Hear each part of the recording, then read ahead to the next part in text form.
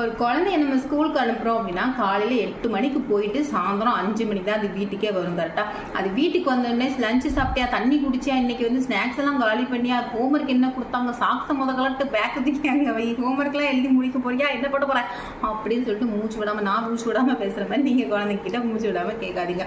அவங்களே வந்து சிறை கைதி மாதிரி இவ்வளவு நேரம் அவங்க இருந்துட்டு தான் வந்திருக்காங்க. கரெக்டா அந்த டைம்ல நம்ம வீட்டுக்கு வர டைம்ல அந்த 10 நிமிஷம் கூட மூச்சு விடாம நம்ம ஒவ்வொரு கேள்வியா கேட்டோம் அப்படின்னா அந்த குழந்தைங்க வீட்டுக்கு வர்றதுக்கு எனக்கு பிடிக்கல, நான் அதுக்கு ஸ்கூல்ல இருந்துட்டு ஓன் டார்ச்சரை விட ஸ்கூல்ல இருக்க டார்ச்சரே பெட்டர் போல அப்படின்னு சொல்லிட்டு பேரண்ட்ஸ் கிட்ட சொல்ல ஆரம்பிச்சிருவாங்க. அதனால வந்துட்டு ஒரு குழந்தை ஸ்கூல்ல இருந்து வீட்டுக்கு வந்ததுமே முதல்ல அவங்க கிட்ட வந்து எமோஷனலா நீங்க கனெக்ட் ஆகுங்க.